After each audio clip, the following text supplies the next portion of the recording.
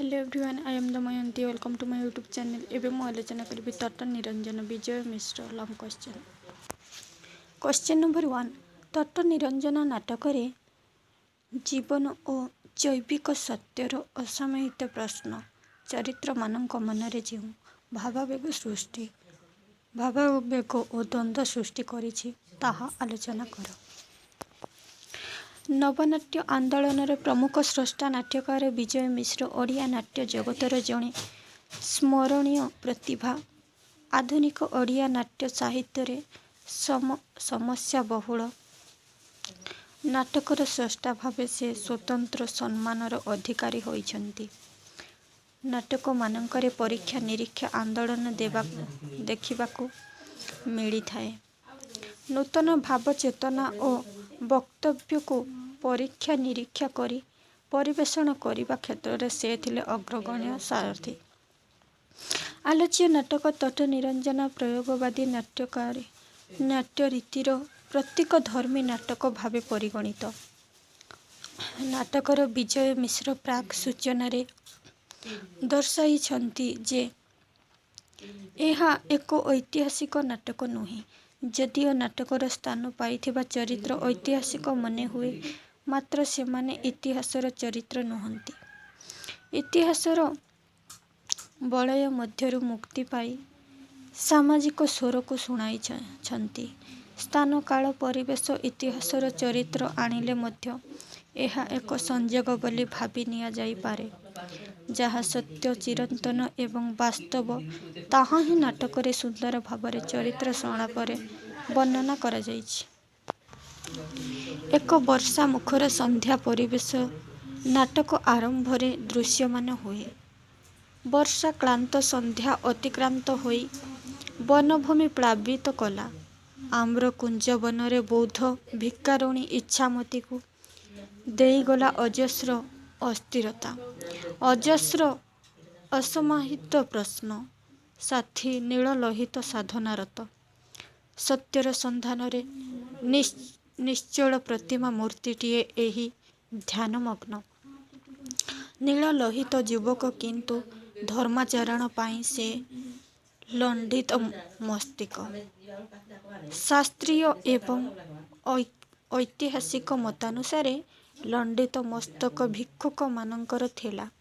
स्वल्प आहार एवं कठिन संयम पाई नीललोहितर देह ईषत् कृश एवं रज्जु। किछि समय परे इच्छामती आसिला। से भिक्षुणी आउ सन्यासिनी।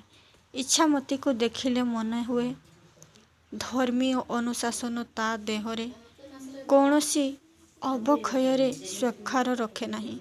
से सुंदरी एवं युवती ठिया होई अनिमेय नयनरे नीललोहितଙ୍କୁ चाहि रहिथिला। अतीतर कथा को मने पकाइला। उभय थिले बाल्य साथी। हस खुशीर पिलादिन आखि सामनारे नाची उठिला। इच्छामती संलापरे नाट्यकार दर्शाइछन्ति। इच्छामती कहूची, वर्षा आसिला।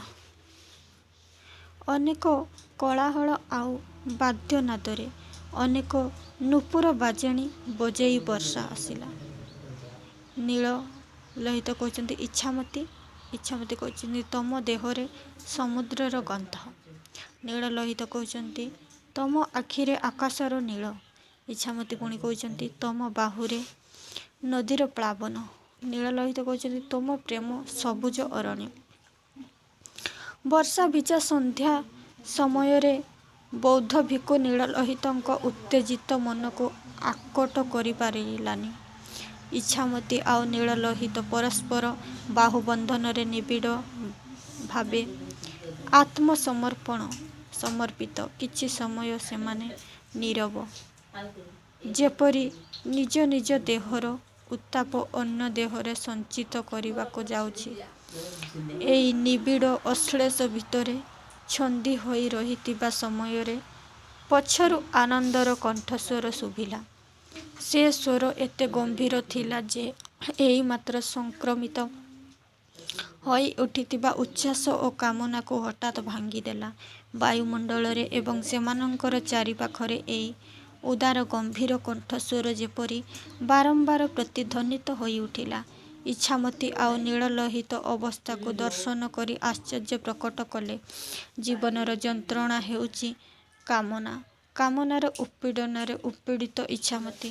ସଂଘର ଅନୁଶାସନ ନିୟମକୁ ସେ ଦେହର ଯୌବନକୁ ସୁପ୍ତ କରି ଛଟପଟ ହେବାକୁ ଚାହେଁନା। ଏଥିପାଇଁ ସଂଘର ଶୃଙ୍ଖଳା ଓ ଅନୁଶାସନ ବାନ୍ଧି ରଖିବ ନାହିଁ। ଏହା ହିଁ ଜୀବନର ପରମ ଆନନ୍ଦ ଆଉ ଅପୁରନ୍ତ ଶାନ୍ତି।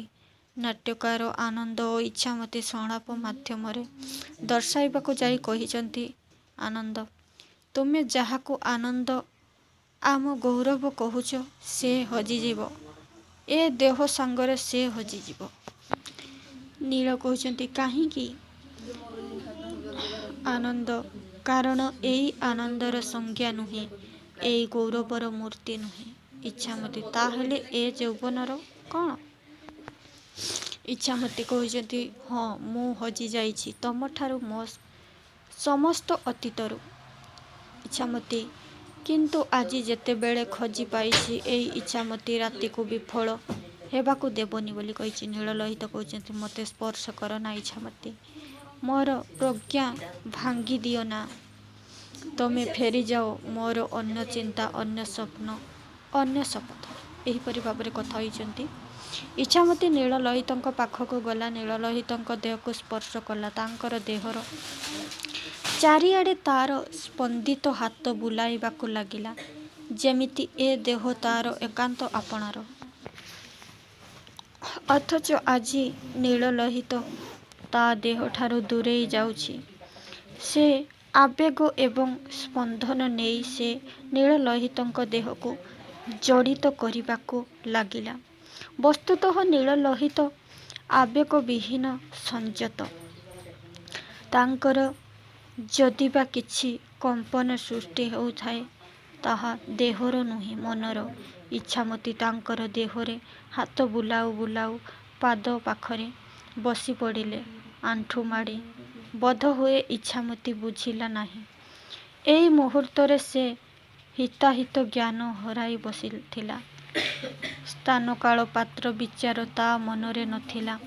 ଇଚ୍ଛାମତୀ କ୍ରମଶଃ ଉତ୍ତେଜିତ ହୋଇ ଉଠିଲା। ନ ପାଇବାର ବ୍ୟର୍ଥତା ତାକୁ ବେରପୁଆ କରିଦେଇଥିଲା।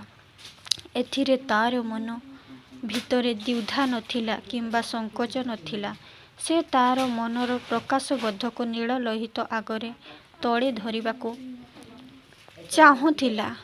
କାମନାର ଦଂଶନ ଇଚ୍ଛାମତୀକୁ ଆନମନା କରୁଥିଲା। ସମ୍ପୂର୍ଣ୍ଣ ଭାବେ ନିଜକୁ ନୀଳଲୋହିତ ପାଖରେ ସମର୍ପଣ କରିଦେଇ ଦେହଜ ସୁଖକୁ ମଧୁ ପରି ପାନ କରିବା ପାଇଁ ଇଚ୍ଛାମତୀ ମନ ଥିଲା ବ୍ୟାକୁଳ।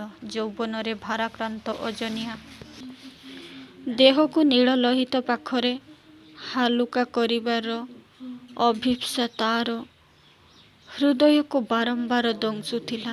ନାଟ୍ୟକାରଙ୍କ ସଂଳାପ ଜରିଆରେ ଏହି ପରିବେଶର ବର୍ଣ୍ଣନା ଚମତ୍କାର ଭଙ୍ଗୀରେ ପ୍ରଦାନ କରାଯାଇଛି। କାମନାର ବିନାଶରେ ଦୁଃଖର ବିନାଶ, ଏହା ହିଁ ସଂଘର ଅନୁସୂଚୀ।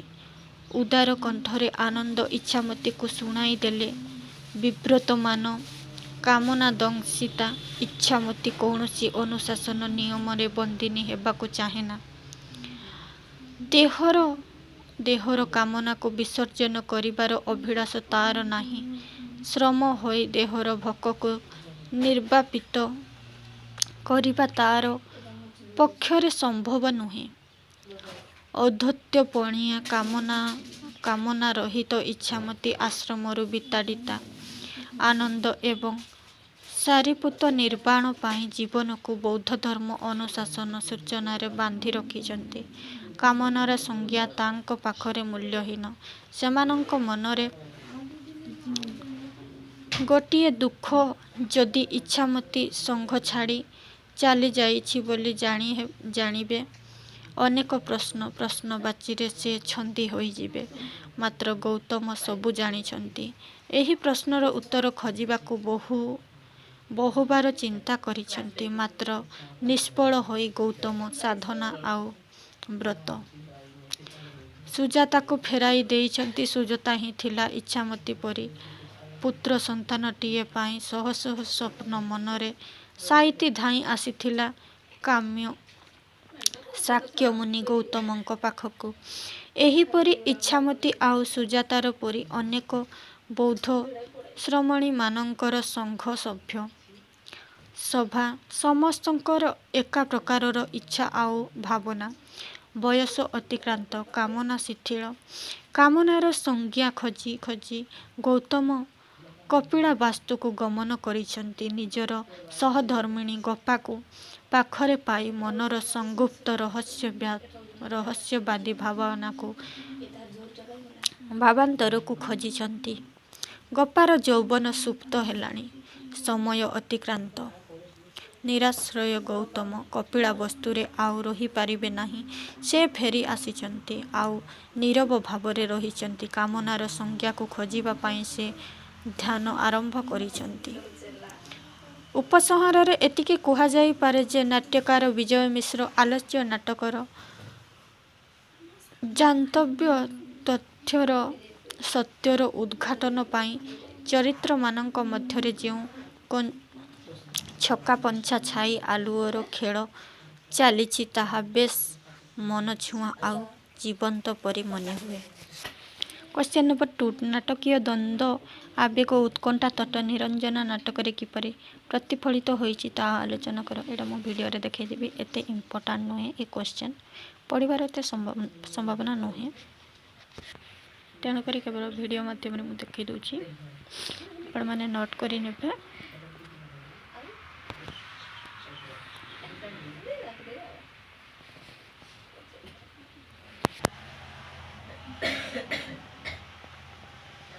क्वेश्चन नंबर 3 ତଟନିରଞ୍ଜନ ନାଟକର ନାମକରଣ ସାର୍ଥକତା ପ୍ରତିପାଦନ କର।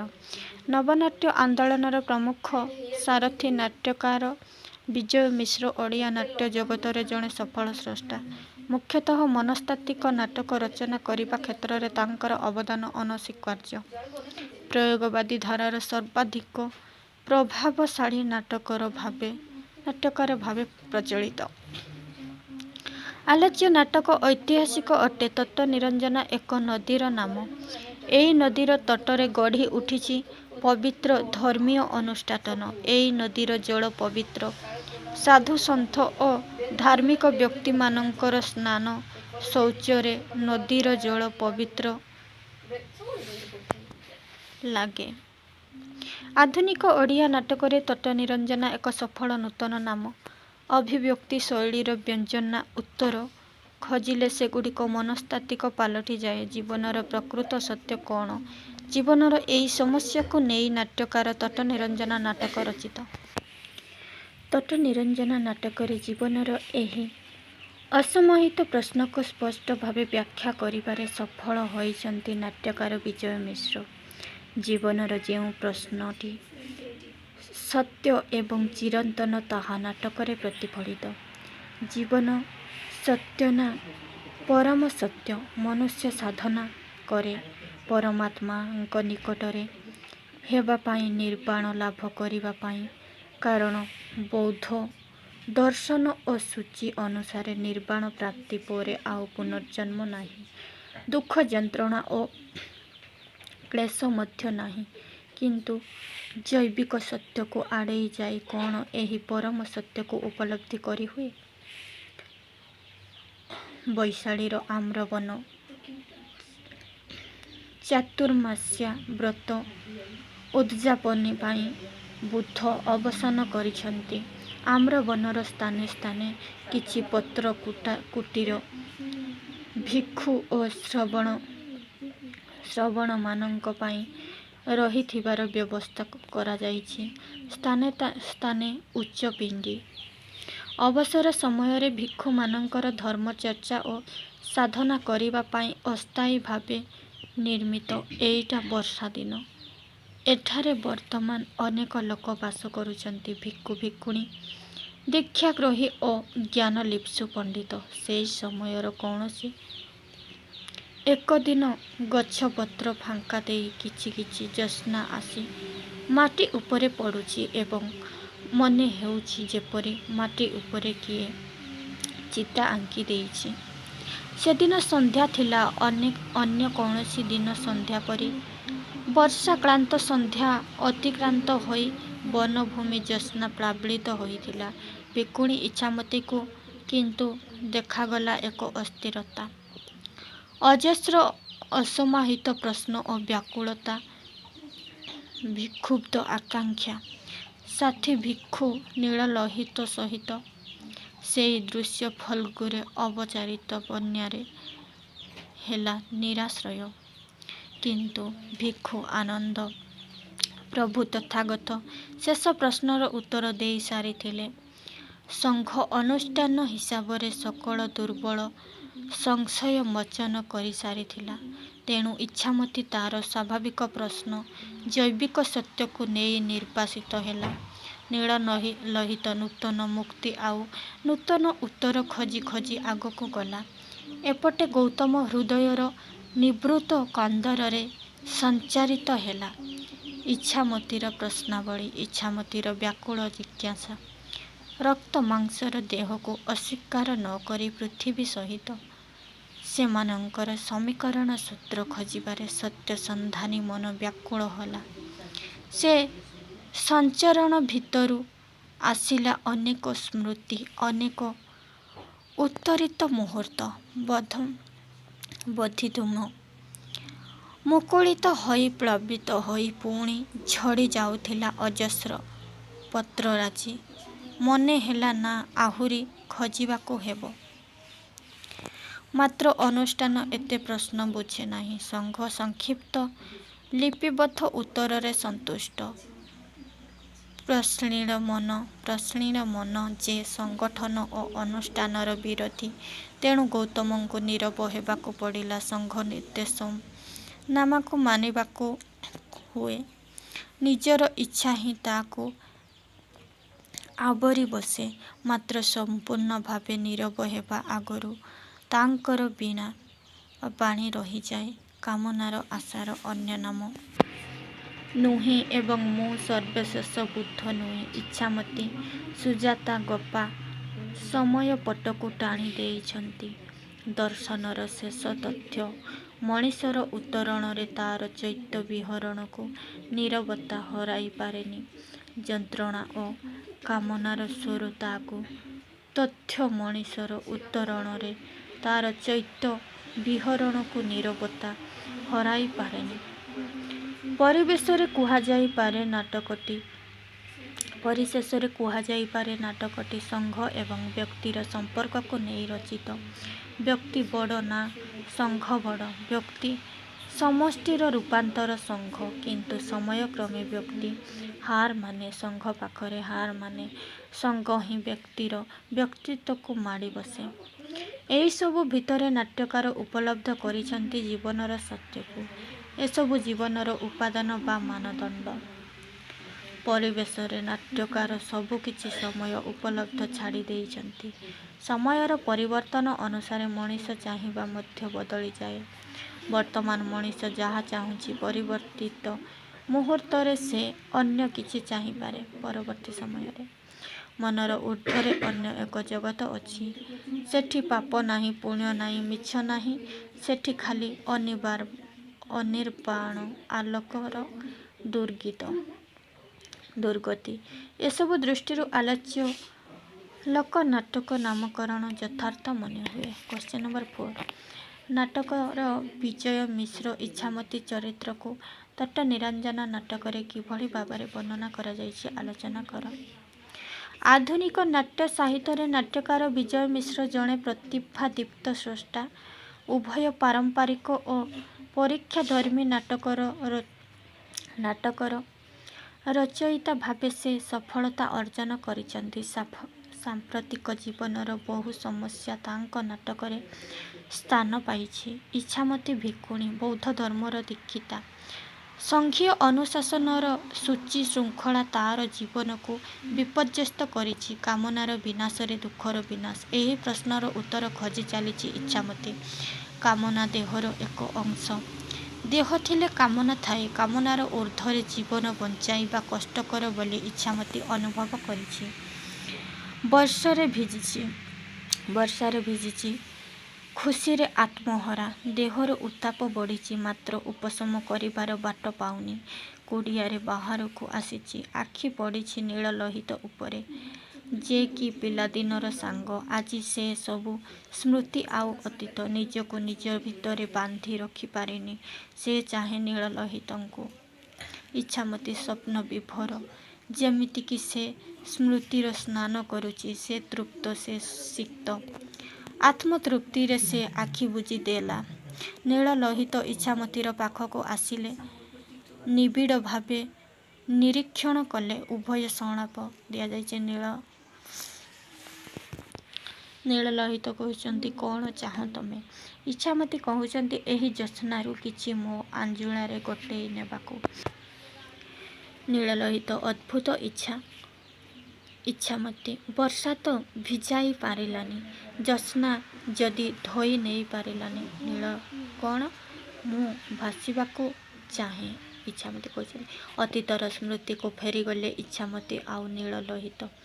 ଇଚ୍ଛାମତୀ ଉଲ୍ଲସିତ ହୋଇ ଉଠିଲା। ଯେମିତିକି ସେ ଅନେକ ଦିନ ତଳର ଘଟଣାକୁ ଆବିଷ୍କାର କରିପାରିଛି। କ୍ରମଶଃ ନୀଳଲୋହିତ ଆଉ ଇଚ୍ଛାମତୀ ପରସ୍ପର ବାହୁବନ୍ଧନ ମଧ୍ୟରେ ନିବିଡ଼ ଭାବରେ ଆତ୍ମସମର୍ପିତ। କିଛି ସମୟ ସେମାନେ ନୀରବ, ଯେପରି ନିଜ ଦେହର ଉତ୍ତାପ ଅନ୍ୟ ଦେହର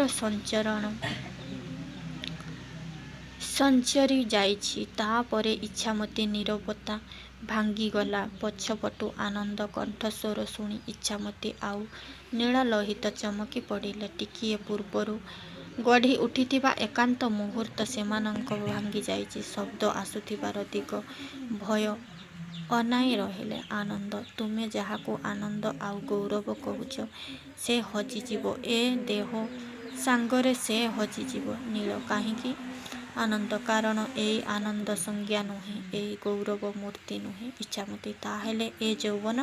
ଆନନ୍ଦ କହୁଛନ୍ତି, ସମୟ ଡେଣା ମାଡ଼ରେ ସେ ମଳିନ ପଡ଼ିଯିବ। ଆନନ୍ଦଙ୍କ ପ୍ରବଚନରେ ନୀଳଲୋହିତ ପ୍ରଭାବିତ। ଆନନ୍ଦଙ୍କ କଥା ତାଙ୍କ ମନକୁ ସ୍ପର୍ଶ କରି କ୍ରମଶଃ ତାହାଙ୍କୁ ଉତ୍କଣ୍ଠିତ କରିଥିଲା। ଇଚ୍ଛାମତୀ ବିସ୍ମିତ ହେଲା। ସେ ବାରମ୍ବାର ନୀଳଲୋହିତ ଏବଂ ଆନନ୍ଦଙ୍କୁ ନିରୀକ୍ଷଣ କରୁଥିଲା। ଆନନ୍ଦଙ୍କ ପଛରେ ଚାଲିଛି ନୀଳଲୋହିତ। ଇଚ୍ଛାମତୀ ଆଉ ନିଜକୁ ସମ୍ଭାଳି ପାରିନାହିଁ। ମୋତେ ନିଅ ସାଙ୍ଗରେ। ନୀଳଲୋହିତ ହଠାତ୍ ଅତୀତରୁ ଫେରି ବର୍ତ୍ତମାନକୁ ଉଭୟ ଫେରି ଆସିଛନ୍ତି। ଇଚ୍ଛାମତୀ ନୀଳଲୋହିତର ପାଖକୁ ଲାଗି ଆସି ତା ଦେହକୁ ସ୍ପର୍ଶ କଲା। ତାଙ୍କ ଦେହର ଚାରିଆଡ଼େ ସ୍ପନ୍ଦିତ ହାତ ବୁଲେଇବାକୁ ଲାଗିଲା। ଯେମିତି ଏ ଦେହ ତାହାର ଏକାନ୍ତ ଆପଣାର, ଏକାନ୍ତ ନିଜର। ଅଥଚ ଆଜି ନୀଳଲୋହିତ ଭଳି ସେ ଦେହ ମଧ୍ୟ ତାଠାରୁ ଦୂରେଇ ଯାଉଛି। ସେ ଆବେଗ ଓ ସ୍ପନ୍ଦନ ନେଇ ସେ ନୀଳଲୋହିତ ଦେହକୁ ଜଡ଼ିତ କରିବାକୁ ଲାଗିଲା। ଇଚ୍ଛାମତୀ ନୀଳଲୋହିତ ଦେହରେ ହାତ ବୁଲାଉ ବୁଲାଉ ପାଦ ପାଖରେ ବସିପଡ଼ି ଆଣ୍ଠୁମାଡ଼ି ତା ମସ୍ତକ ନୀଳଲୋହିତଙ୍କ ଦେହକୁ ଆଉଜି ପଡ଼ିଲା। ଇଚ୍ଛାମତୀ କିଛି ବୁଝିଲାନି। ସ୍ଥାନ, କାଳ, ପରିବେଶକୁ ପଛ କରି ସେ କାମନାର ଉତ୍ପୀଡ଼ନରେ ଉତ୍ପୀଡ଼ିତ ହେବାକୁ ଲାଗିଲା। ସ୍ଥାନ, କାଳ ଓ ପାତ୍ର ବିଚାର ତାହା ମନରେ ନଥିଲା। ସେ କ୍ରମଶଃ ଉତ୍ତେଜିତ ହୋଇ ଉଠିଲା। ନ ପାଇବାର ବ୍ୟର୍ଥତା ତାକୁ ବେପରୁଆ କରିଦେଉଥିଲା। ଏଥିରେ ତା ମନ ଭିତରେ ଦ୍ୱିଧା ନଥିଲା କି ଶଙ୍କା ନଥିଲା। ସେ ତା ମନର ସମସ୍ତ ପ୍ରକାଶକୁ ନୀଳଲୋହିତ ଆଗରେ ତୋଳି ଧରିବାକୁ ଚାହୁଁଥିଲା। ନୀଳଲୋହିତ କେମିତି ଏଇ ଅବୁଝା ଅବାଧ୍ୟ ନାରୀଟିକୁ ବୁଝେଇବେ ତାହା ଜାଣିପାରୁ ନଥିଲେ। ତଥାପି ଇଚ୍ଛାମତୀକୁ ସେ ବୁଝେଇବାକୁ ଚେଷ୍ଟା କଲେ। ମାତ୍ର ଇଚ୍ଛାମତୀ କିଛି ଶୁଣିଲା ନାହିଁ। ସେ ଆହୁରି ଘନିଷ୍ଠ ଭାବେ ନୀଳଲୋହିତଙ୍କୁ ଜାବୁଡ଼ି ଧରିଲା। ତା କଣ୍ଠରୁ ଆବେଦନ ଓ କାକୁତି ମିନତି ଝରି ପଡ଼ୁଥିଲା। ଯେମିତି ସେ ଆଉ ନିଜକୁ ଆୟତ୍ତ କରିପାରୁ ନଥିଲା। ଯେମିତି ତାର ଜୀବନ ସମସ୍ତଙ୍କ ଉଚ୍ଛ୍ୱାସ ଏବଂ ଆଗ୍ରହ ସେ ନୀଳଲୋହିତ ପାଖରେ ଅଜାଡ଼ି ଦେବାକୁ ଚାହୁଁଥିଲା। ନୀଳଲୋହିତ ଇଚ୍ଛାମତୀର ଆଲିଙ୍ଗନକୁ ମୁକ୍ତ ହେବାକୁ ଚାହୁଁଥିଲା। ତାଙ୍କରେ ମନେ ହେଉଥିଲା ଯେପରି ଗୋଟିଏ ସାପ ତାର ଦେହଯାକ ଗୋଡ଼େଇ ହୋଇଥିଲା। ସେ ତାକୁ ଛଡ଼େଇ ଦେଲେ, ତାଠାରୁ ବନ୍ଧନ ମୁକ୍ତ ହୋଇ ଦୂରକୁ ଘୁଞ୍ଚି ଆସିଲେ। ଉତ୍ତେଜନାରେ ସେ ବି ଥରୁଥିଲେ, ଘନ ଘନ ନିଶ୍ୱାସ ମାରି। ଆନନ୍ଦଙ୍କ କଥା ଶୁଣି ଇଚ୍ଛାମତୀ କୌଣସି ପରିବର୍ତ୍ତନ ହେଲା ନାହିଁ। ସେ ଯେମିତି ବେପରୁଆ ଉଦ୍ଧତ ଭଙ୍ଗୀରେ ଏମାନଙ୍କ କଥାରେ ଉତ୍ତର ଦେବାକୁ ଲାଗିଲା। ଆନନ୍ଦ କ୍ରୋଧ ହେଲେ ସେ ଇଚ୍ଛାମତୀର ଔଦ୍ଧତ୍ୟ ଏବଂ ଉପହାସ ଆଉ ସହ୍ୟ କରିବାକୁ ପ୍ରସ୍ତୁତ ନ ଥିଲେ। ନିର୍ଦ୍ଦେଶ ଦେଲେ, କାଲି ପ୍ରଭାତ ପୂର୍ବରୁ ତୁମେ ଏ ସ୍ଥାନ ଛାଡ଼ି ଚାଲି ଯାଉଥିବ। ଇଚ୍ଛାମତୀ ବିଷଣ୍ଣ ହେଲା। ହତାଶା ଆଉ ପରାଜୟରେ ସେ ବିମର୍ଷ ହେଲା। ନୀଳଲୋହିତ ପାଖରୁ ଦୂରକୁ ଚାଲିଗଲା। ତାପରେ କହିଲା, ଏମାନେ କିଛି କରିବାକୁ ଦେଲେନି। ଦେହ ଦେଇ ଦେହର ଊର୍ଦ୍ଧ୍ୱକୁ ଉଠିବାକୁ ଏମାନେ ବିଶ୍ୱାସ କଲେ ନାହିଁ। କିନ୍ତୁ ମୁଁ ପୁଣି ଦିନେ ମୋ ଭଳି ଛଟପଟ ହେବା ପର୍ଯ୍ୟନ୍ତ, ମୋ ଭଳି ବାସ୍ତବତା ଆଉ ସୁଖର ସମ୍ମାନ ହେବା ପର୍ଯ୍ୟନ୍ତ ତୁମେ ଏଠି ଥାଅ। ବାସ୍ତବିକ୍ ନାଟ୍ୟକାର ବିଜୟ ମିଶ୍ରଙ୍କ ଆଲୋଚ୍ୟ ନାଟକରେ ବ୍ୟକ୍ତି ଆଉ ସଂଘ ସମନ୍ୱୟତା ସହ ଇଚ୍ଛାମତୀ ଅକାଟ୍ୟ ଯୁକ୍ତି ହିଁ ନାଟକର କାହାଣୀକୁ ଗତିଶୀଳ କରିଛି। କାମନାର ସଂଜ୍ଞା ନାଟକର ଶେଷ ପର୍ଯ୍ୟନ୍ତ ରହିଛି। ତା ଉତ୍ତର କେହି ଖୋଜି ପାଇ ନାହାନ୍ତି। ବାସ୍ତବିକ୍ ଇଚ୍ଛାମତୀ ସଂଳାପ ନାଟକକୁ ଜୀବନ୍ତ କରି ଗଢ଼ି ତୋଳିଛି। କ୍ୱେଶ୍ଚନ ନମ୍ବର 5 ତଟ ନିରଞ୍ଜନା ନାଟକରୁ ଗୌତମଙ୍କ ଚରିତ୍ର ବର୍ଣ୍ଣନା କର। ଏଇଟା ମୁଁ ଭିଡ଼ିଓ ମାଧ୍ୟମରେ ଦେଖାଇ ଦେଉଛି। ସବୁଗୁଡ଼ା ଆଲୋଚନା କଲେ ମଧ୍ୟ ଭିଡ଼ିଓ ଲମ୍ବ ହେଇଯିବ। ତେଣୁକରି ମୁଁ ଭିଡ଼ିଓ ମାଧ୍ୟମରେ ଆଲୋଚନା ଦେଖାଇ ଦେଉଛି, ଆପଣମାନେ ନୋଟ୍ କରିନେବେ।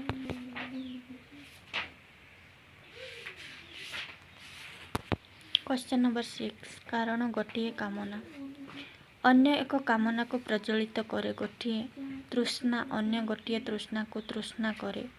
ନାଟକରେ ଥିବା ଉକ୍ତ ସଂଳାପର ଭାବାର୍ଥ ନିରୂପଣ କର। ଏଇଟା ମଧ୍ୟ ମୁଁ ଭିଡ଼ିଓ ମାଧ୍ୟମରେ ଦେଖାଇ ଦେଉଛି।